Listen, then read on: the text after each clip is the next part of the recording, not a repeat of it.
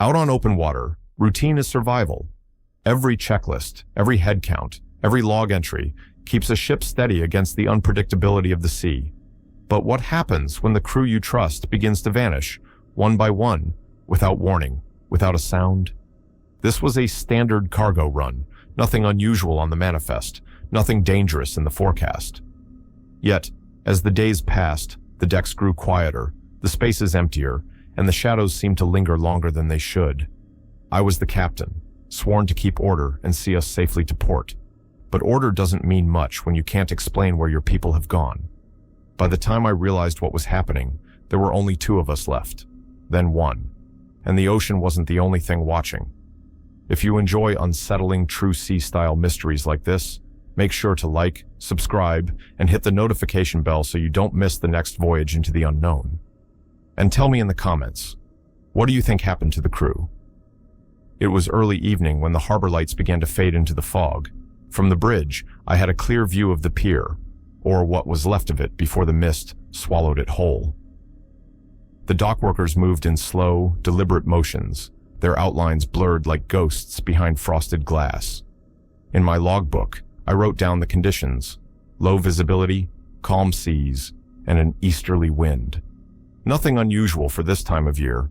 We had 22 crew members on board, including myself. I went through the departure checklist the way I always did, methodical, one item at a time. Engine diagnostics came back clear. Fuel levels topped off. Cargo weight matched the manifest, evenly distributed. Down in the galley, I could hear the muffled sound of plates and cutlery. The cook was serving the last hot meal before we left port. When I called for roll, the voices answered one after another in quick succession, except for one. I looked up from the clipboard, scanning the deck. No sign of him.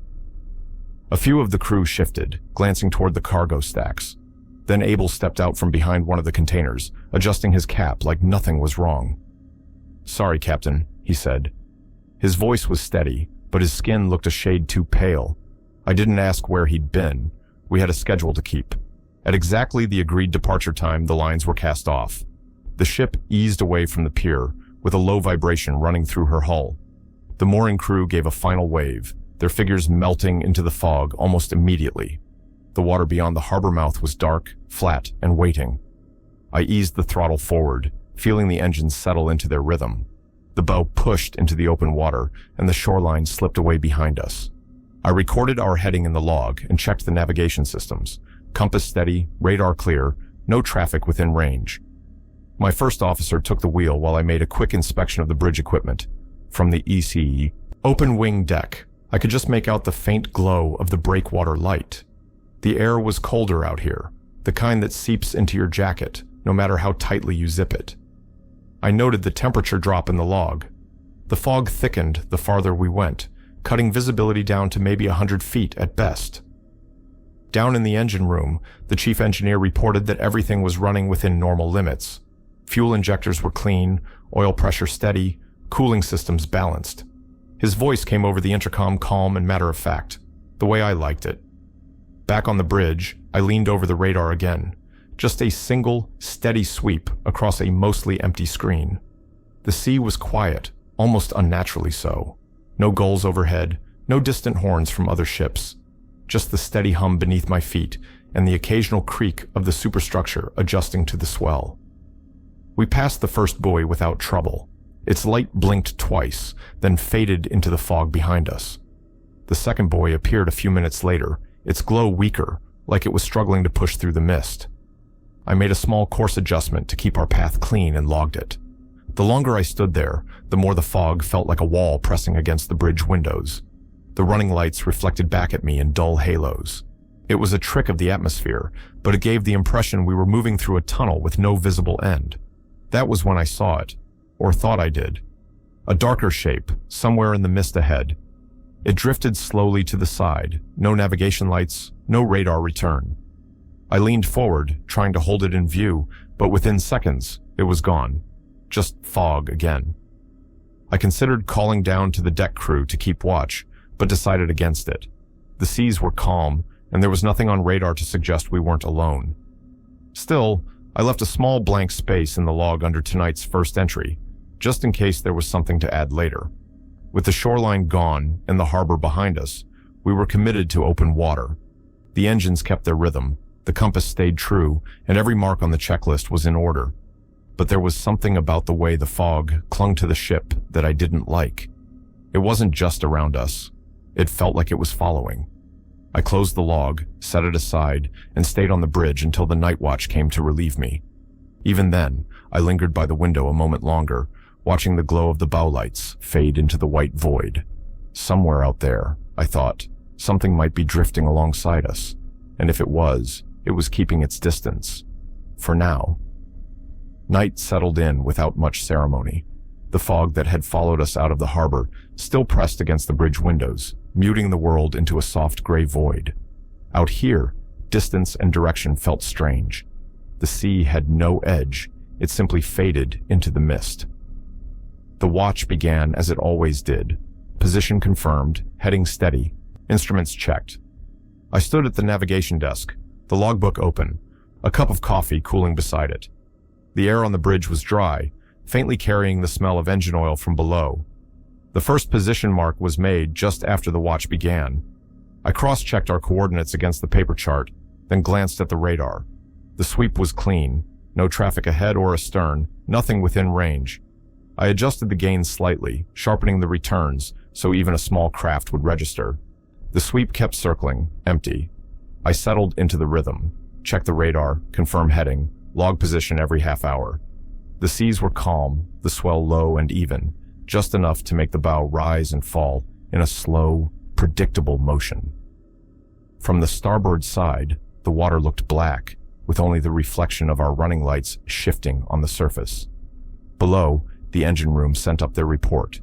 Fuel consumption was normal for our current speed, oil pressure steady, coolant temperature within limits. I noted each detail in the log, adding them to the evening's records. An hour into the watch, I made a routine radio call to coastal traffic control. The signal opened with a soft hiss of static, which wasn't unusual. The operator's voice came through clear enough, but underneath it was something else, a faint, warbling tone, like a long, low note being bent out of shape. It lasted maybe a second, then was gone. I finished the call, confirmed our position, and signed off. I marked the moment in the log, along with a note to run another comms check before the watch ended. Out here, even a small irregularity could grow into something worse. The rest of the bridge was still. The only sounds were the quiet click of the radar sweep and the low vibration of the engines. Every so often, I stepped to the window and scanned the fog. It was a habit more than a necessity. The radar saw farther than my eyes ever could, but routine mattered. You didn't cut corners at sea. I was making another pass across the windows when I heard it. 3 distinct knocks, low and dull, somewhere aft. They were spaced apart just enough to make it clear it wasn't machinery. Then a pause. Then 2 more knocks, lighter this time. I went still, listening. The sound didn't repeat. I picked up the intercom. "Bosun, you hear anything near the stern?" A few seconds passed before his reply. "Negative, Captain. All quiet back here." His tone was calm, but I could hear the faint rustle of movement on his end. "Keep an ear on it," I said. I made a slow walk across the bridge, trying to pinpoint where the sound might have carried from. The hull can play tricks. Noises travel in ways that make it hard to tell where they start. It could have been a loose line brushing the plating, or something shifting in the cargo hold, or it could have been outside, in the water. The radar was still clear. Depth under the keel was safe. The vibration from the propeller was steady and normal. I checked the aft cameras, but the fog rendered them useless, just pale, grainy shapes of our own railings. I wrote a short note in the log about the knocking, recording it alongside the earlier radio interference. I didn't draw any conclusions, just marked the details: time, location, sound. If it came again, I'd have something to compare it against. The rest of the watch passed without incident. I kept to the schedule: position logs, radar sweeps, and another radio test, which came through without the strange tone this time. When the relief came to take over the bridge, I gave him the brief: calm seas, steady heading, clear radar. 1 instance of interference on comms. Possible knocking near aft. Unconfirmed source. As I handed over the watch, I made one last glance out at the water. The fog was still thick, shifting slowly, like it was moving with us rather than against us. It swallowed everything beyond the reach of our lights. I left the bridge thinking about that knock and the empty radar screen that had followed it. Whatever made the sound, it hadn't left a trace we could see. But the ocean has a way of keeping things just out of sight until it decides you're close enough to notice. The fog had eased slightly by morning, but the light that came through was flat and colorless, more like the inside of an old photograph than daylight. I made my way to the galley for the first meal of the day, the smell of coffee cutting through the usual scent of salt and diesel. Most of the crew was already there, scattered at the long tables, talking quietly or eating in silence. I carried my tray to the far end and checked the rotation schedule pinned to the wall. It was the same routine we followed on every run. Deck crew swapping with engine hands every few days, watch officers rotating in pairs. The morning shift would take over deck maintenance and routine checks, while the night watch headed below for rest. After finishing my meal, I went back to the bridge to start the day's first set of reports. The fuel logs from the night showed consumption right on target for our speed and load. I compared them against the last run's numbers, then signed off on the entry. Down in the ballast control, the chief had adjusted the tanks to trim the ship slightly forward. With calm seas, it would help maintain steady speed without overworking the engines. By mid-morning, the deck crew should have been starting their rounds, checking hatch seals, securing tie-downs, and walking the perimeter for any signs of wear or loose rigging. I picked up the radio to confirm. Deck 1, status update. Silence. I tried again. Deck 1, report. The channel stayed empty. I switched frequencies, thinking the radio might be acting up. Bosun, this is the bridge. Come in. A crackle of static, then nothing. I looked over the shift roster again. The morning crew was supposed to be led by Harrow, a quiet, dependable hand, who'd been with us for nearly 3 years. His name was marked for the shift, but there was no sign of him, or his second. I asked the first officer if he'd seen them. Not since breakfast, he said, shaking his head. I left the bridge and went to check the main deck myself. The air was cool and damp, the fog curling low along the rails. The cargo hatches were all sealed, the lashings on the containers still tight. No one was working the lines, and the deck felt oddly still without the usual clatter of boots or the sound of tools on metal. Back inside, I tried Harrow's cabin. The door was closed, but the small inspection tag on the frame showed no sign it had been opened since the night before. I knocked twice. No answer. Maybe he's in the engine room, the first officer suggested when I returned. But a quick call down there confirmed no one had seen him since the previous evening. I decided to call a shipwide check-in. The remaining crew members responded one by one over the radio, their voices clipped but steady. Harrow's was the only one missing. That was when the lights flickered. Just once for maybe half a second, but long enough for the hum of the ventilation to dip and the emergency strips along the corridors to glow dim red. It passed as quickly as it came, the systems returning to normal without any alarms.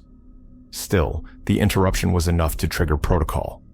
I ordered a full search of the ship, starting from the bow and working aft. The first officer grabbed 2 hands from the galley to start the forward sweep. I took the midship sections myself, walking the companionways with the low red light from the strips, throwing long shadows against the bulkheads. Every cabin door I passed was closed, most with the soft hum of occupied quarters behind them. Harrow's was still locked, untouched. The engine crew confirmed no faults in the generators, no reason for the power dip at all. The search would take time. On a ship this size, you checked every corridor, every access hatch, and every storage compartment. We'd find him eventually, I told myself. People didn't just vanish at sea, not without someone noticing. But as I moved aft toward the cargo hold, the red emergency lights seemed to linger longer than they should, the air carrying the faint smell of heated dust from somewhere deep in the electrical systems. And with each step, I felt the quiet growing heavier, like the ship itself was holding its breath. The search began with the forward cabins, working methodically toward the stern. I kept the pace steady, thorough, but not rushed. The crew needed to see that we were following procedure, not chasing shadows. Morning light filtered through the portholes in thin, pale strips, cutting across the narrow passageways. The air was cool and carried the faint scent of metal polish from the night cleaning shift. I carried the spare master key in my pocket, its tag marked with the number of the day. Every use of it would have to be logged later. We started with the occupied quarters, knocking before unlocking. Each cabin was checked for signs of harrow or anything unusual: open lockers, missing personal effects, or clothing left in strange places. Most cabins looked exactly as expected: rumpled bunks, work jackets hanging on hooks, and the usual clutter of mugs and small tools that sailors carried like charms.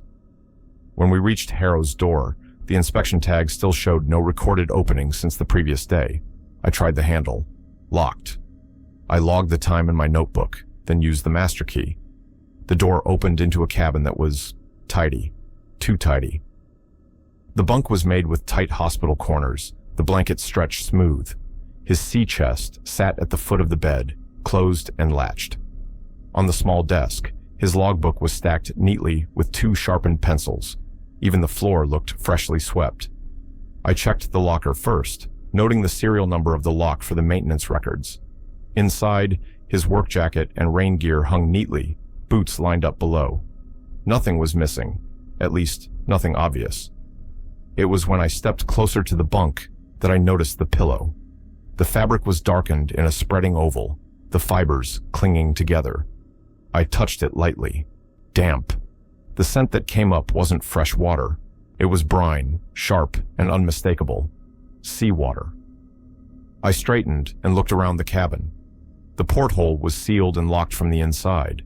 There was no water on the floor, no wet clothing, no sign of a spill. Just that damp pillow, as though someone had lifted it from the ocean and set it down to dry. "Everything there?" the first officer asked from the doorway. "Everything except him," I said. "And this." I pointed to the pillow but didn't touch it again. We finished the rest of the inspection by the book, photographing the cabin, logging every detail, securing it once more. The master key use was marked in the ledger, along with the time and reason for entry. The search continued through the rest of the crew quarters, but no one else was missing.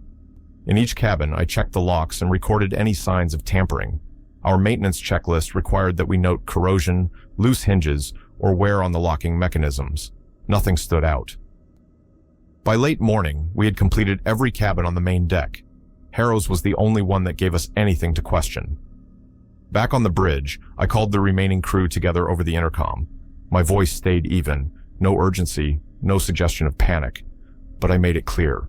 From now on, head counts would be taken at the start of every shift and confirmed twice daily. No one was to move between decks alone unless their duties required it, and even then, they were to check in before and after. I hung up the handset and looked out at the sea. The fog had pulled back just enough to show a faint horizon line, but the water was still that flat, metallic gray. Somewhere in the distance, a swell rolled under the ship, making the deck groan. I thought about that pillow, cold and damp with seawater, in a cabin that should have been dry. The memory of it clung like the smell of brine, hard to shake and harder still to explain. The morning passed without further incident, though the crew moved with a quiet tension that hadn't been there before. We were still on schedule, but the loss of Harrow had left an unspoken gap in the routine. I started the day with a full cargo inspection, not because the manifest required it, but because it kept us busy and gave me an excuse to check the lower decks myself. The fog had lifted enough to give us a faint horizon line, but it hadn't brought any warmth. The air in the cargo bay was cool and smelled faintly of rubber from the container seals. I moved from row to row, checking each hatch with the bosun. The steel tie-downs were still tight, no signs of shifting from the night's swell. The numbered seals were intact, matching the manifest entries exactly. Once the upper deck was cleared, I made my way down to the lower cargo level. Down there, the air felt heavier, warmer from the proximity to the engine spaces. I ran a gloved hand along the steel of the bulkhead. No vibration out of the ordinary. The ballast tanks had been trimmed earlier that morning to correct a slight starboard list. The chief had logged it as routine, citing a minor fuel weight shift as the cause. In the engine room, the work was steady. The chief engineer and his assistant were moving between the control panels and the machinery, making routine pressure gauge checks. I stood near the log table for a moment, watching the assistant take readings from the manifold, call out numbers, and mark them in the pump operation log. Oil filters were being monitored for debris. The readings came back clean. I exchanged a few words with the chief about the day's power demands, then left them to their work. There was nothing in their manner to suggest anything was wrong. An hour later, I went back to the lower deck to check on them again. The chief was still at the main console, pencil in hand, head bent over the log, but the assistant, Yates, was gone. "Where's Yates?" I asked. The chief looked up, frowning. "Went to check the port side pump 10 minutes ago. He's not back?" I shook my head. I didn't see him on my way in. We retraced his likely path together, moving through the narrow passages between the machinery. The sound of the engines filled the space, steady, measured, but there was no sign of Yates. His tools were still on the workbench, neatly arranged in the order he always kept them. The rag he'd been using was draped over the edge, still damp with oil. I picked up the intercom handset and called the lower deck watch. "Anyone seen Yates in the last 10 minutes? Negative across the board. We widened the search to the adjacent compartments: pump room, ballast control, auxiliary power space. Each was empty. The chief's face was drawn tight, but he didn't say what we were both thinking. We were about to extend the search to the aft storage area when the lights flickered. Once, twice. A slow pulse that dimmed the engine room to shadow for the span of a breath. The hum of the ventilation fans faltered with it, dropping into a moment of silence before rising back to normal. In that brief pause, the space felt hollow, like the air had been pulled away. I met the chief's eyes. "Lock down the lower deck. No one goes anywhere alone until I say so." He nodded without hesitation. I stepped back toward the hatch, glancing once more at the workbench. The tools were still there, exactly as they'd been before. The only thing missing from the room was Yates, and whatever had made the lights go out. After Yates vanished, the mood aboard shifted. No one said it out loud, but every man on board felt the change. The ship was the same size it had always been, yet it suddenly seemed too big. Too many corners, too many places a person could disappear into without a sound. By mid-morning, I gathered the crew in the mess. I kept my voice level, calm. From this point on, no one moves alone outside the designated work zones: bridge, engine room, and galley. If you need to get somewhere else, you go in pairs. If you see something out of place, you report it before you touch it. The men nodded, some avoiding my eyes, others staring straight ahead. After dismissing them, I began a full security sweep of the vessel. The protocol was straightforward. Start forward, work aft, check every compartment against the access logs. Every watertight door was to be tested, hinges and seals inspected. A faulty door at sea wasn't just an inconvenience. It could be the difference between containing a problem and losing the ship. In the midship passage, I ran my hand along the cold steel of a bulkhead while inspecting the next door. The lock indicator showed red, meaning engaged. I turned the wheel and felt the familiar resistance of a tight seal, then released it again. The checklist beside the door was initialed from the day before. No issues reported. The routine continued down to the main cargo level. Here, the lighting was dimmer, the fixtures buzzing faintly. I stopped at each hatch, logging the inspection times in my pocket notebook. The sound of my boots on the deck echoed off the steel walls in a way that made it seem like the space was breathing in and out. Halfway down the starboard side, I came to the storage bay. According to the manifest, it was used for spare equipment and maintenance supplies. The lock indicator was green, meaning unlocked. That was wrong. This door was always kept secured unless someone had signed it out in the log, and there'd been no such entry that morning. I turned the wheel slowly, the hinges groaning as I swung the door open. The air that came out was cold, colder than the rest of the ship by several degrees. There was no refrigeration unit in this bay. The cold seemed to cling to the back of my throat when I breathed in, carrying a faint metallic tang. I stepped inside just far enough to scan the space. Shelves of sealed crates lined the walls, all labeled and stacked properly. A coil of rope lay neatly in one corner. Nothing appeared disturbed, but the temperature drop was undeniable. Footsteps approached behind me. The bosun's voice was low. "Thought this door was locked." "So did I said. "Was anyone down here earlier?" He shook his head. "Not that I've seen." "Log it," I told him. We'll resecure it. I want the seal checked and the locking mechanism tested before we leave this deck." We closed the door and spun the wheel until the lock indicator glowed red. I made a note in the inspection sheet, marking it as "found unsecured, seal intact." The rest of the sweep was uneventful, but the cold from that room stayed in my memory, the way it seemed to come from nowhere. Later, as I passed through the main cargo hold on my way back to the bridge, I stopped. From somewhere deep among the stacked containers came a sound, faint, irregular tapping. 3 knocks, then a pause, then 2 more. I waited, listening. The sound carried just enough to be real, but too faint to pinpoint. Whatever it was coming from inside the hold. By the time I reached the main cargo hold, the tapping had stopped. The space felt different now, quiet in a way that seemed deliberate, like it was waiting. The overhead lights cast a pale wash over the stacked containers, the steel walls dull from salt air. The air was cool and dry, with the faint smell of oil from the winches. I started the inspection the same way I always did, from the forward bulkhead, working aft in a slow, steady pattern. The first step was the lighting test. I hit the switch panel and watched the fluorescent strips blink one by one until the whole bay was lit. No flickers, no dead spots. Next came the temperature readings. I carried a handheld digital thermometer, logging the ambient temperature at 3 points along each wall and at the center of the bay. All readings came back within range, no cold pockets like the one we'd found in the storage bay. I noted them in my inspection sheet and moved on. The manifest cross-check came next. Each container was marked with a code that matched the manifest's grid layout. I moved along the rows, reading the numbers, matching them to the sheet. Everything was where it should have been. At least, that's how it looked at first. It wasn't until I reached the aft starboard corner that I saw it. A container, one of the heavier sealed units, was sitting at an angle.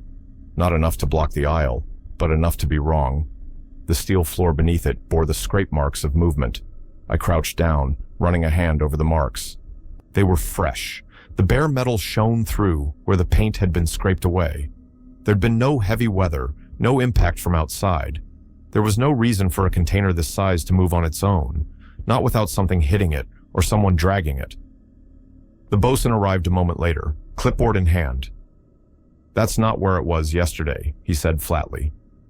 "I know." I stepped around the container, checking the locking lugs. They were intact, still pinned to the deck.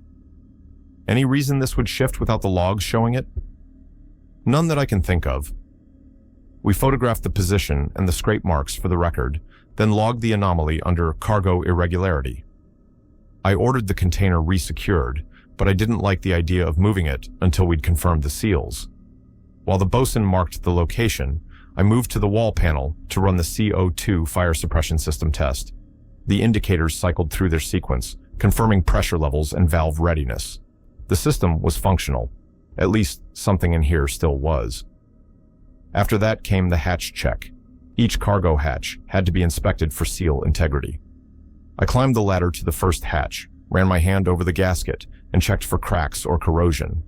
The locking wheel turned smoothly, the latch pins clean. I logged it, then repeated the process for the other 2 hatches. Last was the ballast water sampling. Even small shifts in ballast weight could affect the hold's stability, especially if containers were moving without explanation. I drew the samples from the forward and aft tanks, noting the clarity and temperature before sealing them in bottles for later lab testing. With the checklist complete, I made one last sweep of the hold. The container still sat where I'd found it, leaning just enough to draw the eye. The scrape marks gleamed under the lights. Then I heard it, the sound of footsteps, slow, measured, retreating into the far end of the hold. "Who's back there?" I called. No answer. I walked toward the sound, the echo of my own steps bouncing off the steel walls.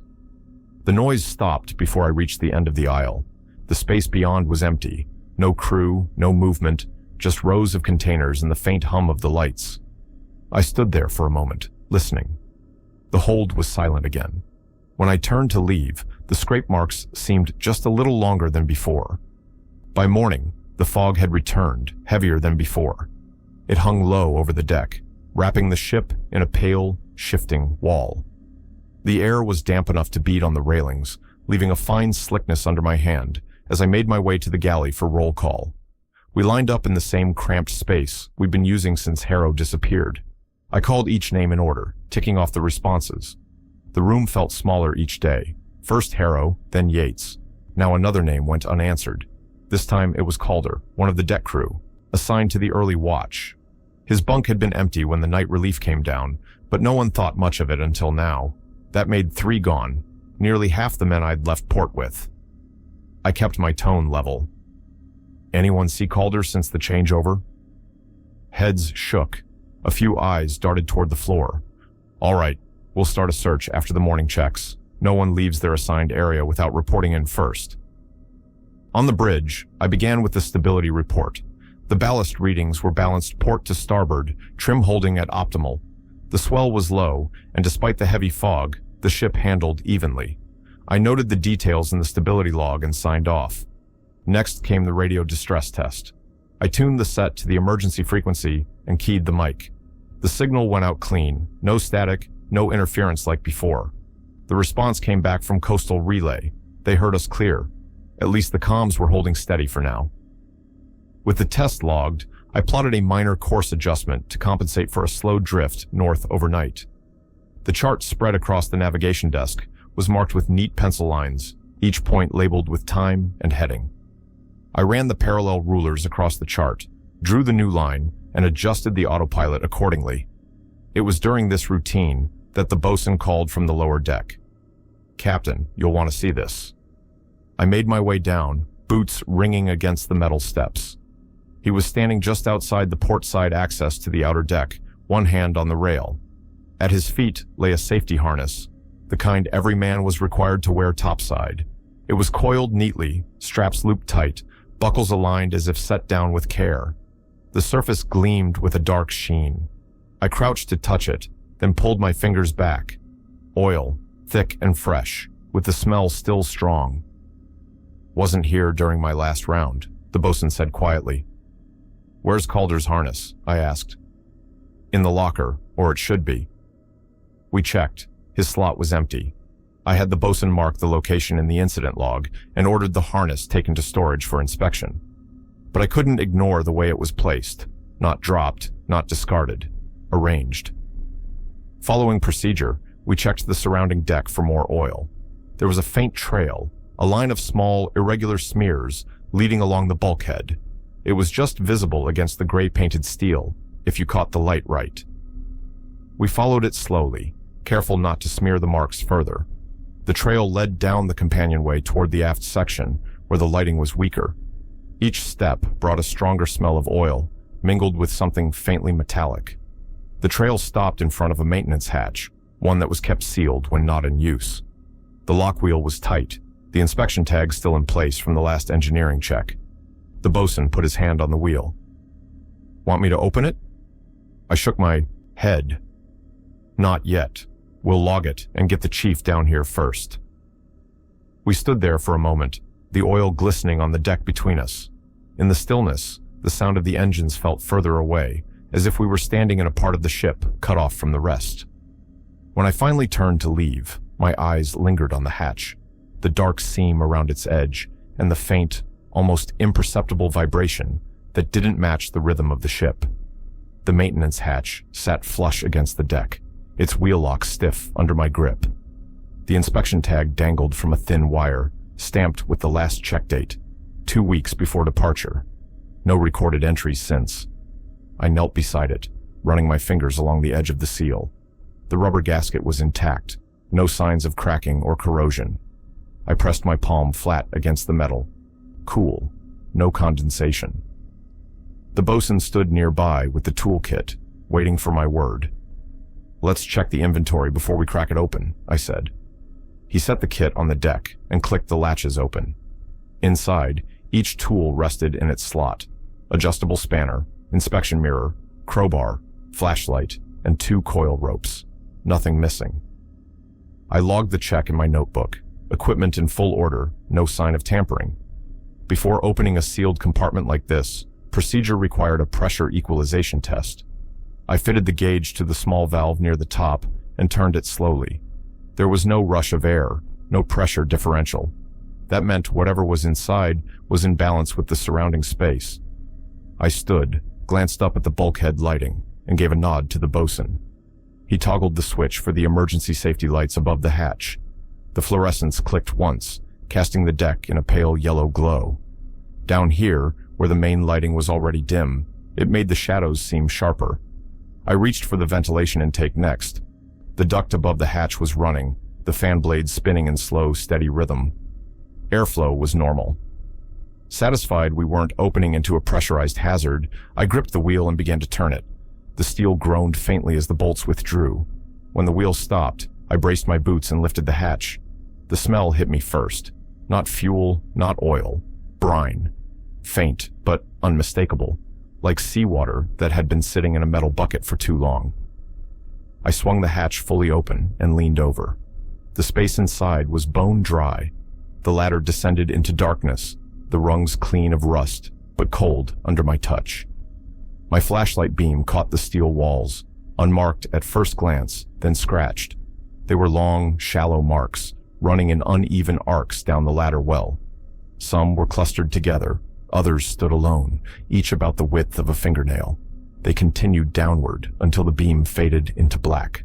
The bosun stepped up beside me. "No standing water," he said quietly. "Number. But something's been in here." I scanned the opening again. No signs of recent work, no dropped tools, no debris. Just that smell of brine clinging to the air and the marks leading down. I made a quick note in the log. Hatch seal intact, interior dry, unexplained odor, visible scoring on ladder and bulkhead. Procedure dictated we should secure it again until an engineering inspection could be done. But standing there, staring into the black, I couldn't help feeling we were already too late for that. The bosun closed the toolkit and latched it. I kept my flashlight aimed down the hatch, unwilling to look away. Then I heard it. Low. Drawn out. Somewhere beneath the deck. A groaning sound that didn't match the ship's natural flex or the thrum of machinery. It rose and fell like something breathing, though slower, heavier. I didn't move, neither did the bosun. The sound came again, just a little louder. By the next morning, the unease was no longer silent. You could hear it in the way the men spoke to each other. Short, clipped words, sometimes not speaking at all. We were down to fewer than half the crew we'd left port with, and every disappearance made the ship feel just a little larger, the distance between one man and the next a little more dangerous. I called an emergency meeting in the mess. It was cramped with everyone inside, but that was the point. To get every man in one place, to look them in the eye and make sure none were missing. I kept my tone steady as I laid it out. From now on, armed watches will be posted in pairs. No one moves unannounced between decks. The bridge is off limits unless you're summoned or on watch rotation. If someone calls for help, confirm their location before you go. There was no argument, but I could feel the weight of their stares. They weren't looking at me. They were looking at each other. In their heads, the line between bad luck and sabotage was getting thinner.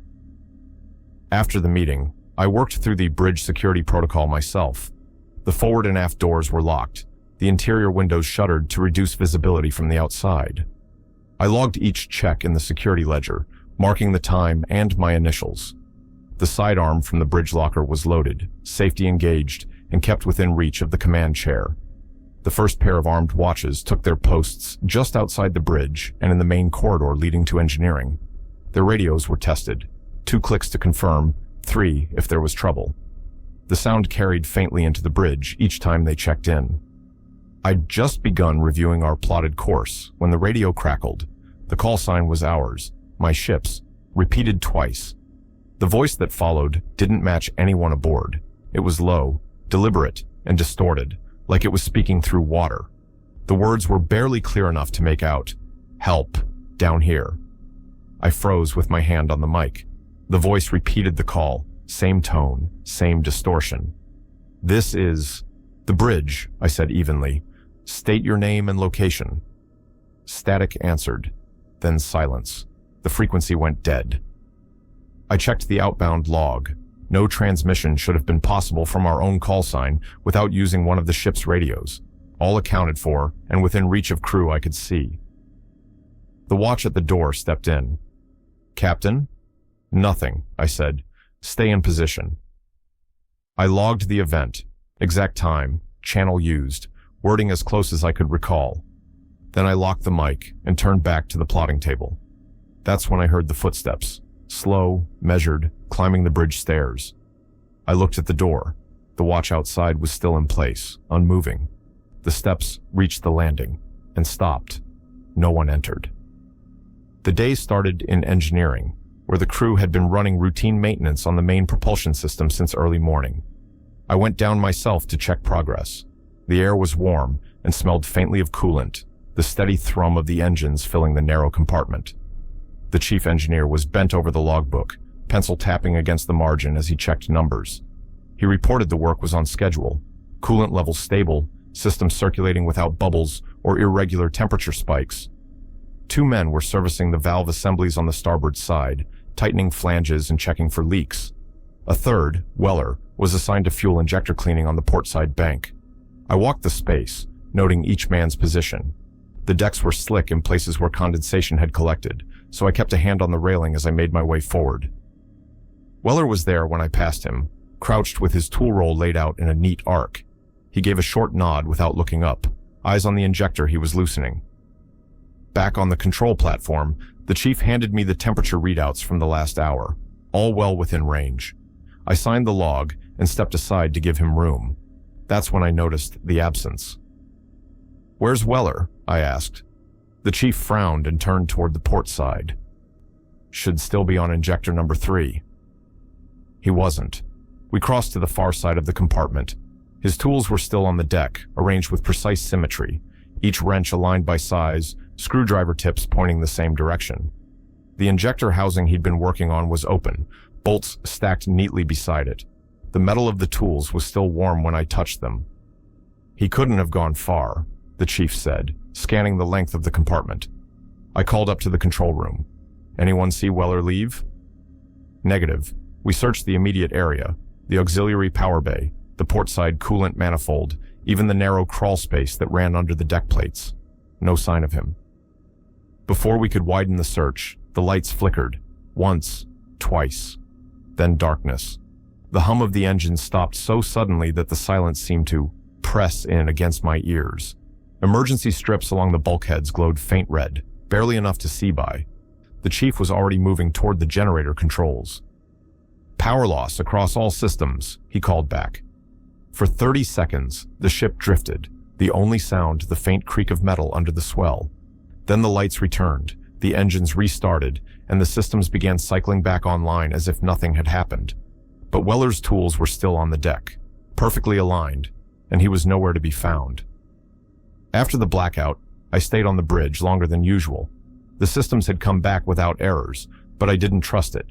The ship had felt different during those 30 seconds adrift, lighter somehow, like we'd slipped out of our own weight. The first task was to verify navigation. I compared our autopilot track against the paper chart in the previous hourly log. The numbers didn't line up. According to the position fix, we were several nautical miles east of where we should have been. There'd been no course change entered, and no heavy current strong enough to account for the drift. I shut down the autopilot and switched to manual. Using the ship's magnetic compass, I set our heading against the last confirmed position. The card floated steady under its hood, but the reading was off by 1.5 degrees from the gyro. I made a note in the log, then adjusted for the difference. The GPS was next. I brought up the emergency calibration mode, using the manual override to match satellite data against our visual bearings. It took longer than usual to acquire the fix, the signal flickering once before locking in. When it did, the position showed another small deviation, less than the earlier drift, but enough to make me wonder if it was still moving. Wind drift was the last calculation. I noted our current speed over ground, compared it to our speed through the water, and factored the eastward wind that had been steady all morning. Even with the numbers favoring a slight drift, it didn't explain the full distance we'd lost. I was halfway through logging the results when the radar gave a soft tone, a contact. The screen showed a single blip off our starboard beam, holding position at just under half a mile. I zoomed in, adjusted the gain, and watched it for a full minute. It moved when we moved, keeping pace exactly. "Traffic report. Any vessels within range?" I asked over the radio to Coastal Control. They came back negative. No registered ship anywhere near our position. I called to the deck watch. "Anything starboard side?" "Nothing visible, Captain," came the reply. "Just fog." I kept the blip on the screen while I cross-checked with the AIS, the automatic identification system every commercial vessel was required to carry. The return was blank. No ship name, no registration, no transponder. I watched it for another 5 minutes. It never changed speed or distance, just stayed there, sliding along with us like a shadow in the water. "Keep eyes on the starboard watch," I told the lookout. "Call in if you see anything." "Aye, Captain." I shifted my focus to the comms panel. Static was normal in these conditions, but a faint pattern emerged in the hiss. Small bursts, like someone speaking softly into a live mic. At first, I thought it was bleed over from another channel, but it didn't match any known frequency. I leaned closer, adjusting the volume just enough to catch it. The words, if they were words, were slow, deliberate, and in a language I didn't recognize. The tone was low, almost a whisper, but it carried a cadence that didn't sound like random noise. I switched frequencies, but the sound followed. By that morning, the ship felt hollow. Every space I entered carried an echo, as if the walls were listening. Only 2 of us remained, myself and Ferris, the last crewman. We didn't speak much anymore. Words didn't change the fact that the ship was emptying around us. I laid out the plan over breakfast. "Strict buddy system," I said. "Neither of us moves without the other. You stay in sight, even if we're only crossing a passage. If one of us goes forward, the other follows." Ferris nodded. His face was pale, eyes shadowed from too many hours without real sleep. The day began with a perimeter sweep. We worked the exterior deck first, moving clockwise from the bow. Every hatch was tested, every storage compartment logged. I checked each lock indicator, spinning wheels to confirm the seals. The fog clung to the rails, damp enough to leave our gloves slick. From there, we moved into engineering. The main engines were on standby, cycling low to conserve fuel. We ran through the mechanical restart checklist, checking coolant circulation through the jacket water system, confirming oil pressure at the pumps, and ensuring the fuel lines were free of air. Ferris read out each value from the gauges while I recorded them in the log. Next was the dual watch rotation. 1 man on the bridge, 1 in engineering, rotating every hour. If one needed to leave, he called for the other. No exceptions. It was the only way to keep both the navigation and propulsion under constant observation. My first bridge shift passed quietly. Radar was clear, compass holding steady, speed constant. I keyed the radio for a quick check-in with Ferris. "Status?" "All good here," he replied. "Engines stable. Pumps are running clean." "Copy. Stay put until I come down."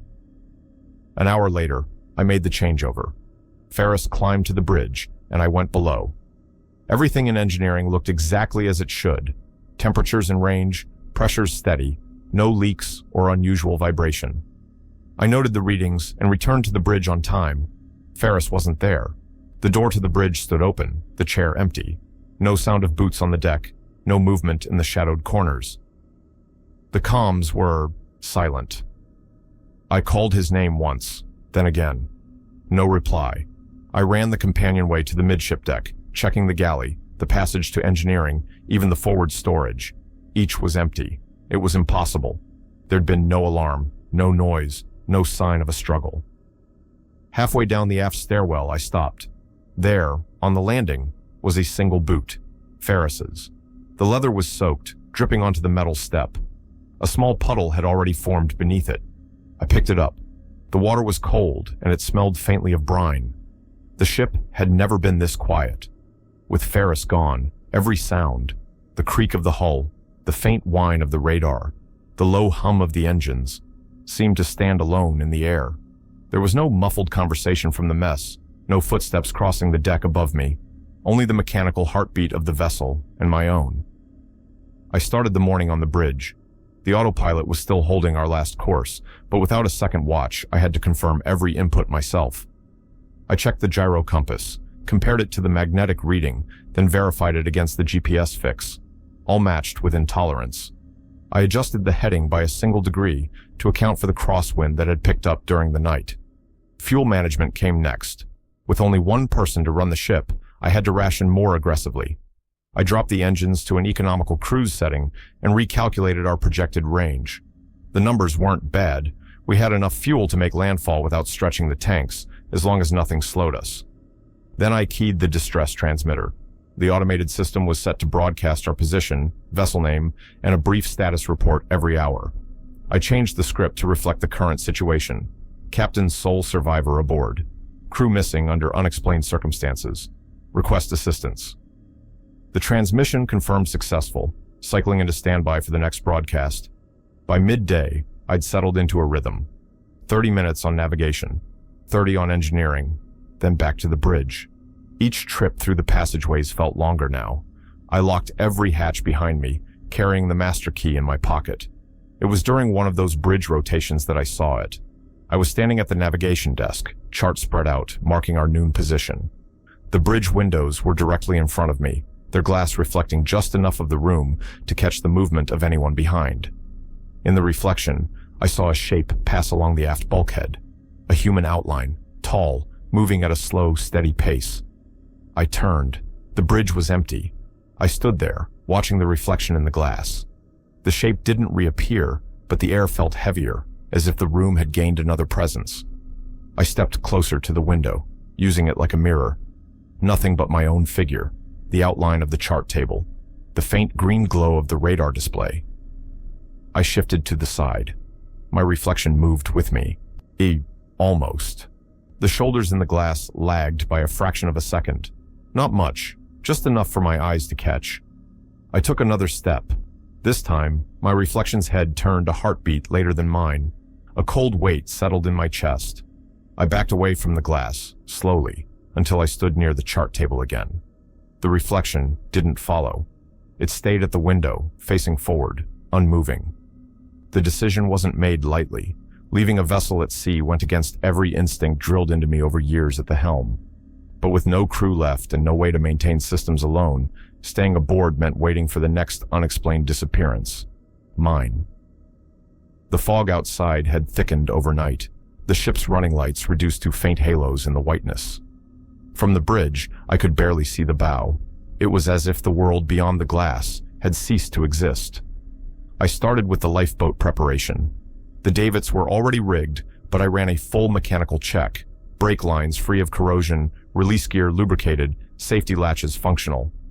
I inspected the boat's hull for cracks, paying close attention to the seams along the keel. The inflatable collar was intact, the pressure gauge holding steady in the green. Back inside, I gathered the essentials. The ship's master logbook went into a waterproof satchel first, followed by the engineering and maintenance records from the last week. I rolled the navigation charts into a tight bundle, securing them with twine before placing them alongside the satchel. A separate pouch held my personal notes, positions, times, and the details of each disappearance. At the chart table, I copied our last confirmed position onto 2 separate slips of paper, one for my pocket and one for the lifeboat's chart case. I also noted the nearest shipping lanes and the projected drift pattern if the boat was left to current and wind alone.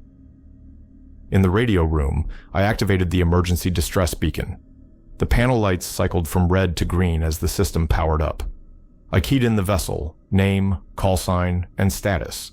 Captain sole survivor aboard. Crew missing under unexplained circumstances. Abandoning vessel. Request immediate assistance. I set the beacon to transmit every 30 seconds until its battery failed. Before leaving the bridge, I secured the autopilot on a straight heading to keep the ship from turning in circles after my departure. It wouldn't hold for long without crew to adjust course, but it might keep her moving until someone found her. I made one final pass through the passageways, checking that the lifeboat's provisions were complete. Water rations sealed, first aid kit stocked, flares accounted for, and the handheld radio functional. Everything was in order. I was halfway to the davits when the intercom clicked on. At first, it was just static. Then a voice spoke my name. It wasn't Ferris. It wasn't anyone I recognized. Another voice followed, then another. Soon, there were many, all speaking my name in unison. Harrow Yates. Calder, Weller, Ferris. Every voice I'd heard on this ship since we'd left port. The sound was flat, without emotion, as if they were reading from the same script. The voices filled every speaker at once, echoing through the corridors until the metal seemed to vibrate underfoot. I stopped and looked back toward the bridge. The intercom stayed open, the chorus continuing. My name repeated again and again, each cycle exactly the same length, the same cadence. I turned away and stepped out onto the deck. The lifeboat lowered smoothly, the davits groaning under the weight until the hull touched water. I climbed down the rope ladder, released the quick hooks, and let the swell carry me clear of the ship.